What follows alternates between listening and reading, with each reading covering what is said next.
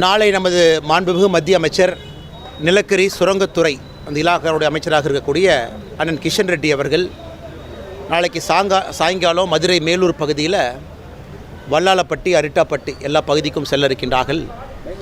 அந்த பகுதியினுடைய அம்பலக்காரர் ஐயா பொதுமக்கள் எல்லோரும் கூட மாண்புமிகு மத்திய அமைச்சர் அவர்கள் வர வேண்டும், அவர் மூலமாக பாரத பிரதமர் நரேந்திர மோடி ஐயா அவருக்கு நன்றி தெரிவிக்க வேண்டும் என்று அழைத்திருந்தார்கள். அதற்காக நாளை நானும் மத்திய அமைச்சர் அவர்களும் அங்கே செல்ல இருக்கின்றோம். காரணம், இந்தியாவிற்கே ஒரு எடுத்துக்காட்டாக மத்திய அரசு எப்படி இந்த பிரச்சனையை கையாண்டிருக்கிறாங்க. மாநில அரசு தவறு செய்த பொழுதும் கூட மாநில அரசு சரியான தகவல்கள் கொடுக்காம இந்த டங்ஸ்டன் சுரங்கம் ஏலம் வருவதற்கு காரணமாக இருந்தும் கூட மக்களுடைய கோரிக்கை ஏற்று மத்திய அரசு அதை கேன்சல் பண்ணாங்க. இதை பல அரசியல் கட்சி தலைவர்கள் அரசியலாகி கொண்டிருக்கின்றார்கள். அதாவது இன்றைக்கி முதலமைச்சர் அவங்க சொல்கிறாங்க, திரு மு.க. ஸ்டாலின் அவர்கள், நான் சட்டப்பேரவையில் தீர்மானம் போட்டதுனால தான் அது நடந்ததுன்னா சட்டப்பேரவையில் எத்தனை தீர்மானம் போட்டிருக்கீங்க, எல்லாம் நடந்திருக்கா? இல்லை முதலமைச்சர் மு.க. ஸ்டாலின் அவங்க சொல்கிறாங்க, நான் கடிதம் எழுதுனால தான் நடந்திருக்கேன், எத்தனை கடிதம் எழுதியிருக்கீங்க, அது நம்ம மூலமாக நடந்துதான்? அதனால் எல்லோருக்குமே தெரியும், அரிட்டாப்பட்டி வல்லாளப்பட்டி இந்த பகுதியில் இந்த டங்ஸ்டன் சுரங்கம் அமைப்பதற்கு மத்திய அரசு அனுமதி கொடுக்கவில்லை, அதை கேன்சல் பண்ணியிருக்கிறாங்கன்னா முழு முதல் காரணம், ஒரே காரணம் பாரத பிரதமர் நரேந்திர மோடி அவர்கள் மட்டும்தான். நாளை மக்களை சந்திக்க இருக்கின்றோம். பத்திரிகை நண்பர்கள் மூலமாக இந்த செய்தியை கூட தமிழக மக்களுக்கு தெரியப்படுத்துகின்றோம். அதே நேரத்தில் உங்களுக்கு கேள்வி இருக்கும், கேளுங்கன்னா பதில் சொல்கிறோம். அது நெஞ்சை பதவிதைக்கக்கூடிய காட்சிகள். காரணம், நானும் அந்த பகுதியில் தான் வசிக்கிறேங்கன்னா. ஈசிஆர் பகுதியில் எப்பொழுதுமே உங்களுக்கு அதிகமாக இளைஞர்கள் பெண்கள் எல்லோரும் கூட சாயங்காலம் நள்ளிரவு அந்த நேரத்தில் அதிகமானவர்கள் அந்த பகுதியில் போகிறாங்க. பாண்டிச்சேரிக்கு போகிறாங்க. அந்த பகுதியில் நிறைய ரெஸ்டோ பார்ஸ் இருக்குது. அவங்களுக்கு ஒரு சோஷியல் லைஃப் வேணும்னு நினைக்கிறாங்க. ஆனால் எப்பொழுதுமே ஈசிஆர் பகுதியில் நானும் பார்த்தது, சரியான பாதுகாப்பு எப்பொழுதுமே அங்கே இருக்காது. காலையில் அதிகாலையில் நள்ளிரவில் பல நேரத்தில் போகும்பொழுது நானே யோசிப்பேன், எனக்கு திமுக கட்சியினுடைய கொடி போட்ட ஒரு காரில் அந்த பெண்ணுக்கிட்ட மிக மோசமாக நடந்து கொள்ளக்கூடிய அந்த வீடியோ, அந்த பதிவாகி இருக்கக்கூடிய அந்த வீடியோவை நம்ம பார்க்குறோம். தமிழ்நாட்டில் எந்த அளவுக்கு சட்டம் ஒழுங்கு சீர்கட்டு இருக்கிறது என்பதற்கு பல உதாரணங்கள் இருந்தும் தினமும் கூட ஒரு உதாரணம் புதுசாக வருது. இன்றைக்கி ஈசிஆரில் சுதந்திரமாக ஒரு நாட்டில் மகாத்மா காந்தி அவங்க எப்போ சொன்னாங்க, ஒரு பெண் நள்ளிரவில் சுதந்திரமாக என்றைக்கு நடந்து போகிறாங்களோ அன்னைக்கு முழு சுதந்திரம் கிடைத்து விட்டதாக சொன்னாங்க. இந்தியா முழுவதும் முழு சுதந்திரம் கிடைத்ததாக நான் பார்க்கின்றேன். தமிழகத்திற்கு முழு சுதந்திரம் கிடைக்கல. ஏன்னா நள்ளிரவில் பெண்கள் போனால் பிரச்சனை, பகலில் போனால் பிரச்சனை. அண்ணா பல்கலைக்கழக வளாகத்திற்குள்ளே அங்கே படிக்கக்கூடிய பெண் 7:45 மணிக்கு சாயந்தரம் நடந்து போனால் பிரச்சனை. இது இரவு மட்டுமல்ல, பகல் மட்டுமல்ல, எல்லா நேரத்திலும் கூட தமிழகத்தில் பெண்களுக்கு பாதுகாப்பு இல்லை என்பது தினமும் ஊர்ஜிதமாக கொண்டிருக்கிறது. நேற்று ஈசிஆர் சாலையில் வந்திருப்பது மற்றும் ஒரு உதாரணம். அதனால் உடனடியாக மாநில அரசு 2 வேலை தான் செய்யணும். ஒன்று, பெட்ரோல் வெஹிக்கிள் நிறையா வாங்கி கொடுங்க. காவல்துறை நண்பர்களுக்கு பெட்ரோல் வெஹிக்கிள் வாங்கி கொடுங்க. லைட்டு போட்ட வண்டி 1000-2000 வண்டி வாங்கி கொடுங்க, நைட்டு ரோந்து போகட்டும்.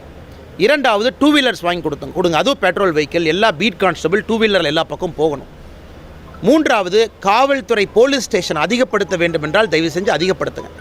காவல்துறைக்கு எந்தவித உபகரணங்கள் கொடுக்காமல், போலீஸ் காவல் நிலையங்களையும் அதிகப்படுத்தாமல், காவல்துறைக்கு ரெக்ரூட்மெண்ட்டும் பண்ணாமல், இந்த கையாலாகாத திராவிட மாடல் என்று சொல்லி தெரிகின்ற திமுக அரசு பெண்களுக்கு எதிராக நடக்கக்கூடிய குற்றங்களை எங்கேயும் கூட கட்டுப்படுத்துவதற்கு ஒரு ஆணியை கூட திரும்ப கூட கிள்ளி போடாமல் இருக்கிறார். ஆனால் தமிழக மக்கள் பார்த்து கொண்டிருக்கின்றார்கள் என்பதை மாண்புமிகு முதலமைச்சர் அவர்கள் புரிந்து கொள்ள வேண்டும். ஆனால் இந்த நிகழ்வுக்கு நான் வந்திருப்பதற்கான காரணங்கன்னா, என்னுடைய ஆசை இந்தியாவில் இருக்கக்கூடிய மாற்று மொழிகள் இருக்கக்கூடிய எல்லா முக்கியமான புத்தகங்கள், காவியங்கள் எல்லாம் தமிழ் மொழிக்கு வர வேண்டும் என்கின்ற ஆசை. இந்த உபநிஷத் புத்தகங்கள், கங்கா உபநிஷத் என்கின்ற இந்த ஒரு டெலிவிஷன் சீரியஸ் அது இன்றைக்கி தமிழில் மொழிபெயர்த்து கொண்டு வந்திருக்கிறாங்க. தமிழ், மலையாளம், கன்னடா, தெலுங்கு எல்லா இதுலேயும். அதனால் அவர்களுக்கு ஆதரவு கொடுக்க வேண்டும் என்பதற்காக வந்திருக்கின்றன. அது மட்டும்தான். சின்மயா விஷனுடைய CEO இன்டர்நேஷ்னல் சுவாமி எல்லோரும் இங்கே இருந்தாங்க. அவங்ககிட்ட இந்த நல்ல ஆசீர்வாதம் வாங்க வேண்டும் என்பதற்காக வந்திருந்தேன். சார், இந்த அண்ணா பல்கலைக்கழக விவகாரத்தில் செய்தியாளர்களுடைய தொலைபேசியெல்லாம் பறிமுதல் செய்யப்பட்டு நடவடிக்கை எடுக்கப்படுகிறது. இதை நான் வன்மையாக கண்டிக்கிறேங்கன்னா, காரணம், செய்தியாளர்களுடைய தொலைபேசியை வாங்கி அதில் நான் நோண்டி அது மூலமாக இவங்க தான் லீக் பண்ணாங்க அப்படின்னு சொல்கிறதே ஒரு முட்டாள்தனமான வாதமாக நான் பார்க்கின்றேன். ஏன்னா அந்த SIT ஒரு பக்கம் அந்த ஸ்டேஷன் ரைட்டரை சம்மன் பண்ணுறாங்க, ஒரு பக்கம் மேலே இருக்கக்கூடிய உயரதிகாரிகளை சம்மன் பண்ணுறாங்க. ஒரு செய்தியாளர் பல விதத்தில் சோர்ஸ் வச்சுருப்பாங்க. செய்தியாளருடைய முக்கிய வேலை வந்து செய்தியை வெளியே கொண்டு வர்றது. அதனால தான் இந்தியாவில் எப்பொழுதுமே செய்தி எப்படி கொண்டு வந்தாங்கன்னு நம்ம பார்க்குறதில்ல, அந்த சோர்ஸ் எப்பவுமே நம்ம கேட்குறதில்ல. ஏன்னா we never shoot the messenger அப்படின்னு ஆங்கிலத்தில் சொல்லுவோம். அதாவது செய்தியை கொண்டு வருபவர்களை எப்பொழுதுமே நாம் அவர்களை பாதிப்புக்குள்ளாகக்கூடாது. இன்றைக்கி அண்ணா யூனிவர்சிட்டி பல்கலைக்கழக இஷ்யூவில் செய்தியாளர்களுடைய தொலைபேசியை கேட்டு உன் சோர்ஸ் யார், அது வந்து செய்தியாளர்களுடைய தொலைபேசியை வாங்கி காவல்துறை கண்டுபிடிக்க வேண்டிய அவசியம் இல்லை. அது காவல்துறை கண்டுபிடிக்க வேண்டிய கட்டாயம் அவங்களுக்கு இருக்குது. அது அவங்களுடைய ஓன் இன்வெஸ்டிகேஷனில் பண்ணணும். ஒரு செய்தியாளர் நீங்கள் கூப்பிட்டு இந்த மாதிரி அச்சுறுத்த ஆரம்பித்தீங்கன்னா தமிழ்நாட்டில் நடக்கக்கூடிய எந்த விதமான விஷயங்களையும் செய்தியாளர்கள் வெளியே கொண்டு வருவதற்கு பயப்படுவார்கள். முறை சரியாக தப்பான்னு எப்போவுமே நம்ம மீன் சென்ஸை பற்றி செய்தியாளர்கள் பார்த்தது இல்லைண்ணா. நிறையா முறை நினைப்போம் அவங்க செய்தி கரெக்டு, ஆனால் கொண்டு வந்திருக்கக்கூடிய முறை தவறு. அதனால் செய்தியாளர்களை பொறுத்தவரை சில இடத்துல means R more important then ends, சில இடத்துல ends R more important then means. போகின்ற பாதை சில இடத்துல முக்கியம், போகின்ற கடைசி டெஸ்டினேஷன் சில இடத்துல முக்கியம். அதனால் செய்தியாளர்களை அச்சுறுத்தி அவர்களை பயமுறுத்தி அவர்களுடைய எலக்ட்ரானிக் டிவைசஸ் செல்ஃபோன் உட்பட அதை வாங்கி நோண்டி பார்ப்பது அச்சு ஊடகங்களுக்கு எதிராக திமுக அரசினுடைய மனோபாவத்தை காட்டுகின்றது என்பது என்னுடைய கருத்துங்க. திமுகவை தமிழகத்திலிருந்து ஆட்சியை விட்டு அகற்ற வரைக்கும் செருப்பு போட மாட்டேன்னு ஒரு சபதம் இருக்கீங்க. இப்போ கூட செருப்பு போடாமல் தான் இருக்கிறீங்க. ஆனால் திமுக தான் 7வது முறையாக தமிழகத்தில் ஆட்சி அமைக்கும்னு சொல்கிறாரு முதலமைச்சர். இது எப்படி பார்க்கணும்? ஆனால் முதலமைச்சர் அவர்கள் ஒரு பகர் கனவில் இருக்கிறாங்க. உதாரணத்துக்கு மதுரை அருட்டாப்பட்டி எடுத்துக்கலாம். 92 அரசு பேருந்துகளில் 300 ரூபாய் பணம் கொடுத்து மத்தியான உணவு கொடுத்து நம்முடைய சகோதரிகளை தாய்மார்களை அழைத்து கொண்டு வந்து முதலமைச்சருக்கு பாராட்டு கூட்டம் நடத்துகிறாங்க. முதலமைச்சருக்கு இது புரியுதான்னு எனக்கு தெரியல. மேடையில் போகிறாங்க, கூட்டத்தை பார்க்குறாங்க, உடனே சந்தோஷமாயிடுறாங்க. அங்கே இருக்கக்கூடிய அமைச்சர் மூர்த்தி அவர்கள் உட்பட எல்லோரும் எப்படி க்ரௌடை கொண்டு வர்றாங்கன்னு பார்த்தாவே தெரியும். திராவிட முன்னேற்றக் கழகம் எந்த காரணத்திற்கும் திமுகவினுடைய ஆட்சி வருவதற்கு வாய்ப்பே இல்லை. உதாரணத்திற்கு அந்த பாராட்டு விழா உதாரணமாக சொல்கிறேன். 92 அரசு பேருந்தில் மக்களை அழைத்து வந்தால் பாராட்டு விழா நடத்துவீங்க? மக்கள் தானாக அவர்களாக வந்து திரண்டு உட்கார வேண்டாமா? 300 ரூபாய் பணம் கொடுத்து மத்தியான சாப்பாடு, இதுதான் பாராட்டு விழாவா? நாளை அமைச்சர் கிஷன் ரெட்டி அவர்கள் நடக்கக்கூடிய பாராட்டு விழாவை பாருங்கள். கிராம மக்கள் அவர்களாக வந்து அந்த பாராட்டு விழாவை ஏற்பாடு செஞ்சுருக்கிறாங்க. இரண்டாவது, முதலமைச்சர் அவர்களை பொறுத்தவரை ஒரு காலத்தில் ரோட் ஷோலாம் கூடாதும்பாங்க. பிரதமர் அவர்கள் சும்மா ட்ராமா பண்ணுறாங்க, எதுக்கு ரோட் ஷோ? இன்றைக்கி முதலமைச்சர் அவர்கள் ஊரில் மக்கள் உட்கார வச்சு நான் அந்த ரோட் ஷோவில் போய் தான் என்னுடைய ஆட்சிக்கு வந்து மக்கள் ஆதரவு கொடுக்கின்றார்கள் என்று சொல்லுகின்ற நிலைமைக்கு தள்ளப்பட்டிருக்கிறாங்க. அதனால் எதற்காக பாரத பிரதமர் நரேந்திர மோடி அவர்களை முதலமைச்சர் அவர்கள் எதிர்த்தார்களோ அந்த ரோட் ஷோக்கு அனுமதி கொடுக்காம, ஒரு பிரதமருக்கு அனுமதி கொடுக்காத அவலம் தமிழகத்தில் நடந்தது. இந்தியாவில் எங்கேயுமே அனுமதி ஒரு பிரதமருக்கு கொடுக்காம இல்லை. கோர்ட்டுக்கு போய் கோயம்புத்தூருக்கு பர்மிஷன் வாங்கணும். இன்றைக்கி அதே முதலமைச்சர் கூட்டத்தை நிறுத்தி வச்சுட்டு இந்த பக்கம் அந்த பக்கம் கை கொடுத்துட்டு போகிறார். கேட்டால் மக்கள் அவர்களாகவே தானாக வந்து என்னை பார்க்குறாங்க, இந்த ஆட்சி அவ்வளோ அருமையாக இருக்குது, 2026 ஆட்சிக்கு வரப்போகிறோம். ஆனால் வெறும் நாடக கம்பெனியை போல தான் இன்றைக்கி திமுகவினுடைய ஆட்சி நடக்கிறது. எந்த காரணத்திற்கும் அவர்கள் ஆட்சிக்கு திரும்ப வருவதற்கான சாத்தியக்கூறுகள் எங்கேயும் இல்லை என்பது என்னுடைய கருத்து மட்டுமல்ல, தமிழக மக்களுடைய பொதுவான கருத்து.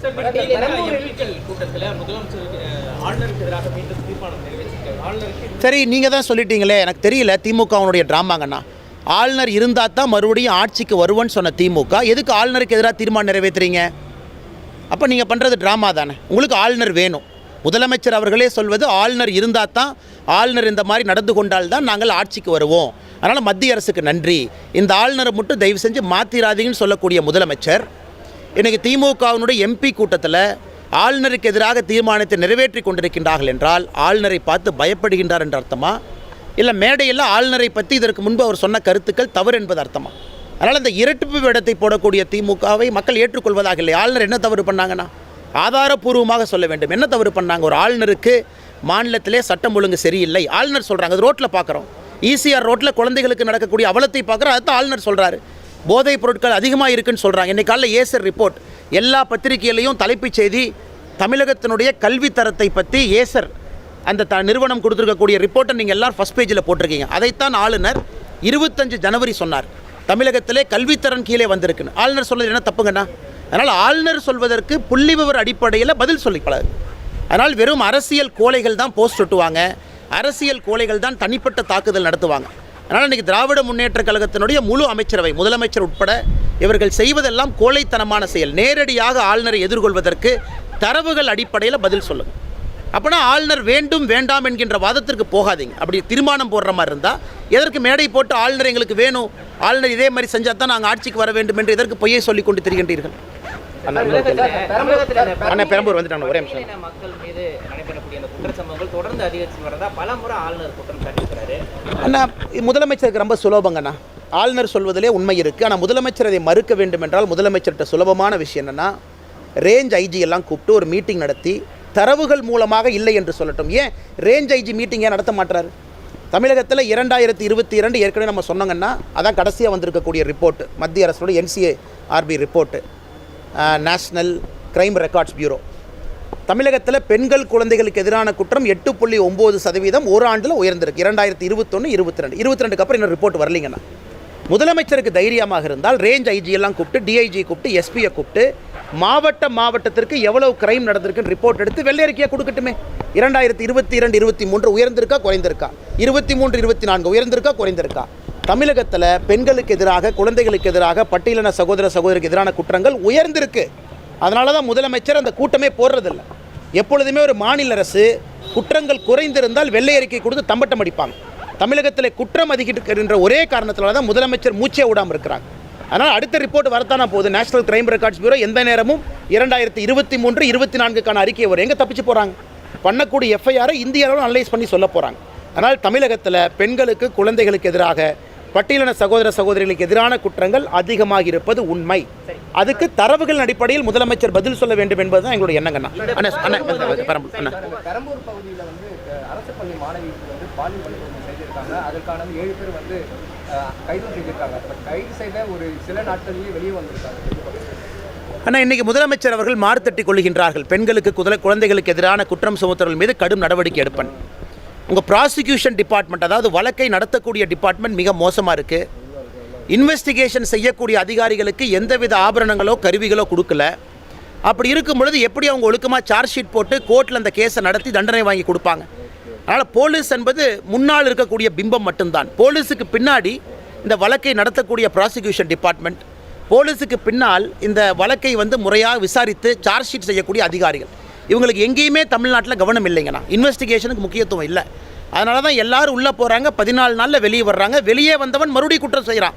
உதாரணத்துக்கு ஞானசேகரன் 2014 தொடர்ச்சியாக குற்றம் செய்கிறவன் 2024 ஒரு பெரிய குற்றம் செய்கிறான். காரணம், பிடிச்சி உள்ளே போட்டாலும் 14 நாள். நேற்று நான் பார்த்தேன், டிவியில் போட்டிருந்தீங்களே, ஞானசேகரன் போலீஸ் வெஹிக்கிளில் போகும்போது ஒரு சின்ன செல்ஃபோனில் பேசுறது, அது டிஐபிஆர்லேருந்து கூப்பிட்டு எங்களுக்கு எவ்வளோ ப்ரெஷர் போட்டு அந்த வீடியோ எடுக்க சொன்னாங்க. அது எனக்கு தெரியும். அதனால் போலீஸ் காரில் போகிற ஞானசேகரன் கைக்கு செல்ஃபோன் வருது. அந்த லட்சணத்தில் இவங்க வழக்கை நடத்திக்கிட்டு இருக்காங்க. இதை யாராச்சும் கேட்டால் உடனே அறிக்கை கொடுத்து உங்கள் மேலே கேஸை போடுவேன், வழக்கை திசை திருப்புறீங்க, நீங்கள் வந்து தேவையில்லாத விஷயத்தை பேக்குறீங்க. எத்தனை நாளைக்கு மிரட்டி இன்றைக்கி ஊடக நண்பர்களையும் மிரட்டும் அளவுக்கு திமுகவினுடைய ஆட்சி வந்திருக்கு.